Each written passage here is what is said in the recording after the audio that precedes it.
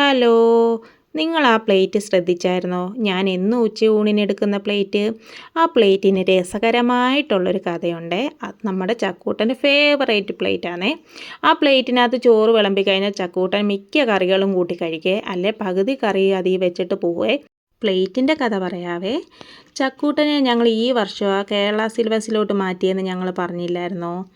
കേരള സിലബസിൽ പഠിക്കുമ്പം വേറൊരു ഗുണവും കൂടിയുണ്ട്. നമ്മുടെ CBSE സ്കൂളിലെ കൂട്ടൊന്നും അല്ല, അവിടുന്ന് ഉച്ചയൂണ് കിട്ടും. ഇപ്പം പണ്ടത്തെ പോലൊന്നുമല്ല, നല്ല കറികളൊക്കെ കൂട്ടി ചോറാണ് കിട്ടാറ്. പണ്ടൊക്കെ ആണെങ്കിൽ കഞ്ഞിയും പയറും അങ്ങനെയൊക്കെ അല്ലായിരുന്നു. ഇപ്പം അങ്ങനെയൊന്നുമല്ല, ഇപ്പം സ്കൂളൊക്കെ ഹൈടെക്കായി. എന്നാൽ ഞാനും അവൻ്റെ അച്ഛനും ഓർത്തില്ല സ്കൂളിൽ നിന്ന് ചോറ് കഴിക്കുന്ന കാര്യമൊന്നും. ഞങ്ങളെ സ്കൂളിൽ കൊണ്ടുപോയി ചേർത്ത് കഴിഞ്ഞപ്പോഴത്തേക്ക് അവൻ്റെ ക്ലാസ് ടീച്ചർ പറഞ്ഞ്, മോൻ ഇവിടുന്ന് ആഹാരം കഴിക്കുന്നുണ്ടോയെന്നേ. അപ്പം ഞങ്ങളിങ്ങനെ അന്നേരം ഇങ്ങനെ ആലോചിച്ചിട്ട് പറഞ്ഞ് മോനോടും കൂടെ ചോദിച്ചിട്ട് പറയാമെന്നേ. കാരണം അവൻ വീട്ടിൽ നിന്ന് ചോറ് കൊണ്ടുപോയി കഴിച്ച് അങ്ങനെ ശീലിച്ചതല്ലേ, അപ്പം ഇനി അറിയത്തില്ലല്ലോ. അങ്ങനെ മോനോട് ചോദിച്ചപ്പോൾ മോൻ പറഞ്ഞ്, ആദ്യമൊക്കെ മടി പറഞ്ഞെങ്കിലും ഞങ്ങൾ പറഞ്ഞു ഞങ്ങൾ പണ്ട് പോയി കഴിക്കുമായിരുന്നു, നല്ല രസമാണ്, കൂട്ടുകാരും ഒത്തുപോയി കഴിക്കുമായിരുന്നു. എൻ്റെ അണ്ണൻ്റെയും കഥകളൊക്കെ കേട്ടപ്പം മോന് നല്ല താല്പര്യമായ ചോറ് കഴിക്കാമെന്ന് സ്കൂളിൽ നിന്ന്.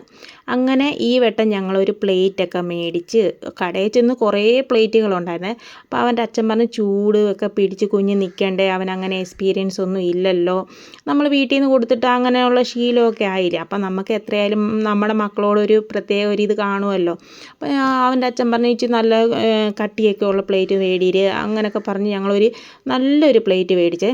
നല്ലൊരു പ്ലേറ്റൊക്കെ മേടിച്ച് അതിനകത്ത് അതിൽ നിന്ന് പേരൊക്കെ എഴുതിപ്പിച്ച് വീട്ടിൽ കൊണ്ടുവന്നേ.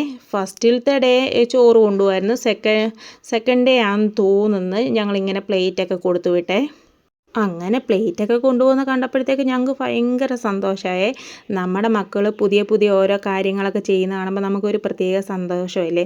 അങ്ങനെ പ്ലേറ്റൊക്കെ എടുത്തു വെക്കുന്ന കണ്ടപ്പം ഭയങ്കര സന്തോഷമായിരുന്നു. ഞാനും അവൻ്റെ അച്ഛനും വന്നിട്ട് ഇങ്ങനെ ഞങ്ങൾ പോയി കഴിച്ച കാര്യങ്ങളും സ്കൂളിൽ നിന്നൊക്കെ അന്നൊക്കെ പ്ലേറ്റൊക്കെ കിട്ടുമായിരുന്നു ഇടയ്ക്ക് വെച്ച്, അതൊക്കെ ഇങ്ങനെ പറയുമായിരുന്നേ.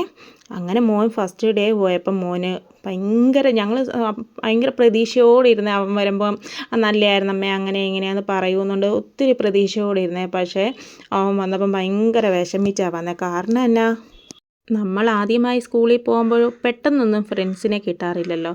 നമ്മൾ പോയി ഇരുന്ന് പരിചയപ്പെട്ട് അങ്ങനെയല്ലേ നമുക്ക് ഫ്രണ്ട്സായി വരാറ്. അങ്ങനെയുള്ള ഒരു ബുദ്ധിമുട്ട് കാരണമായിരുന്നേ അവൻ ഒറ്റയ്ക്ക് പോകാൻ വയ്യ.